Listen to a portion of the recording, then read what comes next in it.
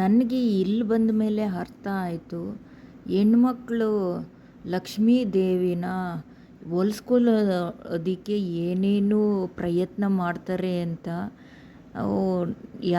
ಹೆಣ್ಮಕ್ಳಂತೂ ಲಕ್ಷ್ಮೀ ದೇವಿನ ಬಿಡೋದೇ ಇಲ್ಲ. ಗಂಡ್ಮಕ್ಳು ಒಂದು ಸ್ವಲ್ಪ ಜನ ಇದ್ದರೆ 85% ಹೆಣ್ಮಕ್ಳೇ ಇದ್ವಿ. ಮಡ್ಲಕ್ಕಿ ಏನೇನೋ ಮಾಡ್ತಾಯಿದ್ರು. ಇದು ಮಾಡಲಕ್ಕಿ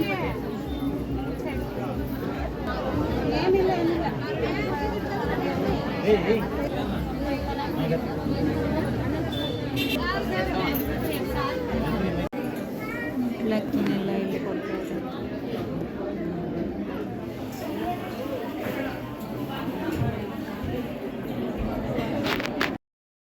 ಕೊನೆಗೆ ಅಲ್ಲಿರೋ ಮರಗಳ್ನು ಕೂಡ ಬಿಟ್ಟಿರಲಿಲ್ಲ. ಮರಗಳಿಗೂ ಬ್ಲೌಸ್ಗಳನ್ನ ಹಾಕಿಬಿಟ್ಟಿದ್ರು.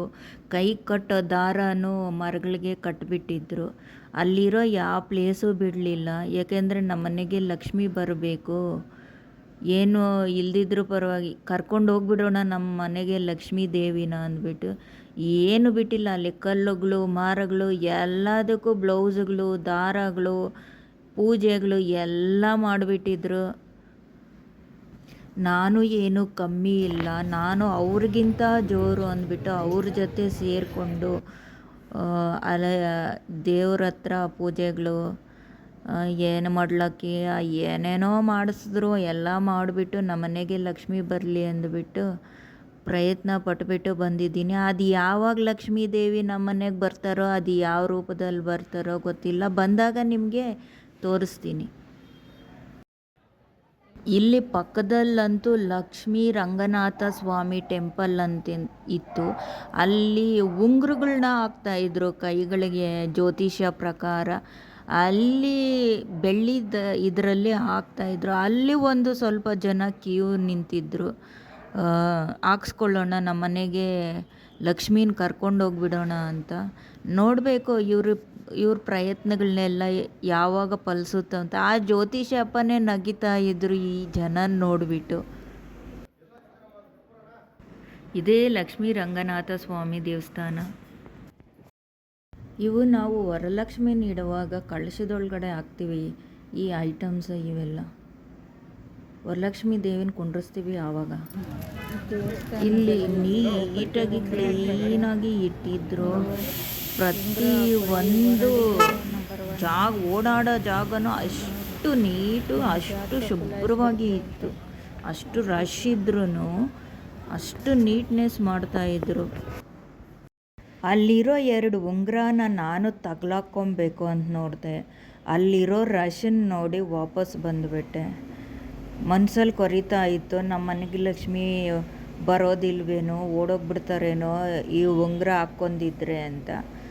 ಆದರೂ ಏನು ಮಾಡೋಕ್ಕಾಗಲ್ಲ ಅಂದ್ಬಿಟ್ಟು ವಾಪಸ್ ಬಂದುಬಿಟ್ಟೆ. ಇನ್ನೂ ಒಬ್ಬ ಅಕ್ಕ ಅಲ್ಲಿ ನಿಂತಿರೋ ಲಕ್ಷ್ಮಿ ಫೋಟೋನ ನೋಡಿಬಿಟ್ಟು ತೆಗೆದುಕೊಳ್ತಾನೆ ಇರಲಿಲ್ಲ. ಯಾಕೆ ಅಂತ ನೋಡಿದ್ರೆ, ನಿಂತ್ಕೊಂಡಿರೋ ಲಕ್ಷ್ಮಿ ಫೋಟೋನ ಎತ್ಕೊಂಡೋಗಿ ನಮ್ಮ ಮನೇಲಿ ಇಟ್ಟರೆ ನಮ್ಮ ಮನೆಯಲ್ಲಿ ಇರೋ ಲಕ್ಷ್ಮಿನೂ ಓಡೋಗ್ಬಿಡ್ತಾಳೆ. ನನಗೆ ಬೇಡ, ನೀವು ಫ್ರೀಯಾಗಿ ಕೊಟ್ಟರು ನನಗೆ ಬೇಡ ಅಂದ್ಬಿಟ್ಟು ಹೇಳ್ತಾ ಇದ್ರು.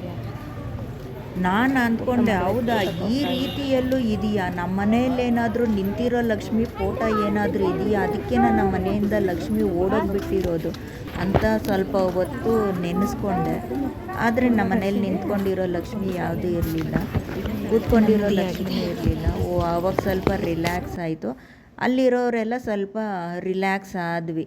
ನಮ್ಮ ಮನೆಯಲ್ಲಿ ಇನ್ನು ಕೆಲವು ಜನ ಡಿಸ್ಕಷನ್ನು, ನಮ್ಮ ಮನೇಲಿ ನಿಂತಿರೋ ಲಕ್ಷ್ಮಿ ಫೋಟೋ ಇದೆ, ಅದನ್ನು ಎತ್ಕೊಂಡೋಗಿ ಎಲ್ಲಾದರೂ ಮರದ ಕೆಳಗಡೆನೋ ದೇವಸ್ಥಾನದಲ್ಲಿ ಕೊಟ್ಟುಬಿಡ್ತೀನಿ. ನನಗಂತೂ ಗೊತ್ತಿರಲಿಲ್ಲ ಇಷ್ಟು ದಿವಸ. ಅಕ್ಕ ಅದಕ್ಕೆ ಇರಬೇಕು, ನಮ್ಮ ಮನೆಗೆ ಲಕ್ಷ್ಮಿ ಬರ್ತಾನೆ ಇರಲಿಲ್ಲ, ಲಕ್ಷ್ಮಿ ದುಡ್ಡು ಸಮಸ್ಯೆ ಇತ್ತು. ನೀನು ಹೇಳಿದ್ಮೇಲೆ ಅಕ್ಕ ನಮ್ಗೆ ಗೊತ್ತಾಗಿದ್ದು. ನಾನು ಫಸ್ಟ್ ಹೋಗಿದ ತಕ್ಷಣ ಎತ್ಕೊಂಡೋಗಿ ಲಕ್ಷ್ಮಿ ಫೋಟೋನ ದೇವಸ್ಥಾನಕ್ಕೋ ಮರದ ಕೆಳಗಡೆನೋ ಇಟ್ಟುಬಿಡ್ತೀನಕ್ಕ ಅಂತ ಹೇಳ್ತಾಯಿದ್ರು. ತಿಂದಿರೋದೆಲ್ಲ ಕರಗಿಸ್ಬಿಟ್ಟು ಆಮೇಲೆ ಹೋಗಬೇಕು. ಹೊಸ ಅಂತ ನಡೆಯೋಕ್ಕಾಗ್ತಾಯಿಲ್ಲ.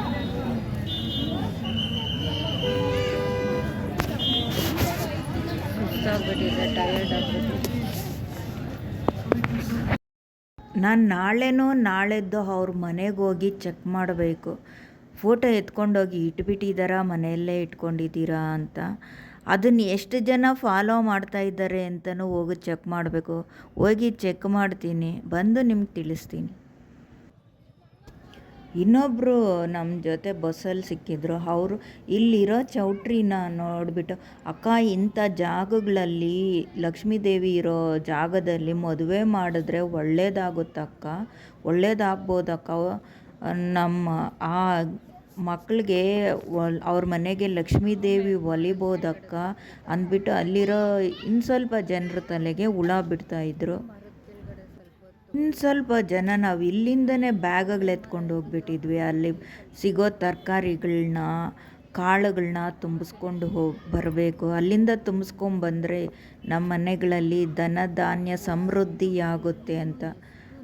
ನನ್ನ ಹತ್ರ ಬ್ಯಾಗ್ ಇದೆ, ಬೇಕಾದರೆ ನೀವು ಸ್ವಲ್ಪ ಅಬ್ಸರ್ವ್ ಮಾಡಿ. ಎಲ್ಲರೂ ಒಂದೊಂದು ಬ್ಯಾಗ್ ಎತ್ಕೊಂಡು ಹೋಗಿದ್ವಿ, ಅಲ್ಲಿಂದ ಹೊತ್ಕೊಂಬರೋಣ ಅಂತ. ನೋಡೋಣ ಯಾರ್ಯಾರ ಮನೆಗೆ ಎಷ್ಟೆಷ್ಟು ಲಕ್ಷ್ಮೀ ದೇವಿ ಬಂದು ಕೂತ್ಕೊತಾರೋ. ಕೂತ್ಕೊಲಿಲ್ಲ ಅಂದರೆ ನಿಜವಾಗ್ಲೂ ನಾವೆಲ್ಲ ಲಕ್ಷ್ಮೀ ದೇವಿನ ಎಷ್ಟು ನೆನೆಸ್ಕೊತೀವೋ ಗೊತ್ತಿಲ್ಲ. ಊಟ ಮಾಡೋ ಭೋಜನಾಲಯದ ಹಿಂದೆ ಟಾಯ್ಲೆಟ್ ಇತ್ತು. ನಾವೆಲ್ಲ ಅಲ್ಲಿಗೆ ಹೋದ್ವಿ. ಅಲ್ಲಿ 5 ರೂಪಾಯಿ ಕೇಳಿದ್ರು ಅಂತ ನಮ್ಮ ಲಕ್ಷ್ಮೀ ದೇವಿನ ನಾವು ಬಿಟ್ಕೊಡೋದಿಲ್ಲ, 1 ರೂಪಾಯಿ ಖರ್ಚು ಮಾಡೋದಿಲ್ಲ. ಖರ್ಚು ಮಾಡಿದ್ರೆ ನಮ್ಮ ಹತ್ರ ಇರೋ ಲಕ್ಷ್ಮೀ ದೇವಿ ಓಡೋಗ್ಬಿಡುತ್ತೆ ಅಂದ್ಬಿಟ್ಟು ಎಲ್ಲರೂ ವಾಪಸ್ ಬಂದು ಬಸ್ ಹೆಂಗಿದ್ರು ಗೃಹಲಕ್ಷ್ಮಿ ಮೊನ್ನೆ ತಾನೇ ಗೃಹಲಕ್ಷ್ಮಿದು 2000 ಹಾಕಿದ್ರು. ಹೆಂಗಿದ್ರು ಬಸ್ ಫ್ರೀ ಇತ್ತು. ಅಲ್ಲಿಂದ ಹತ್ತಿದ್ವಿ, ಇಲ್ಲಿ ಬಂದು ಬೆಂಗಳೂರಿಗೆ ತಲುಪಿದ್ವಿ. ಎಲ್ಲ ಫ್ರೀಯಾಗಿ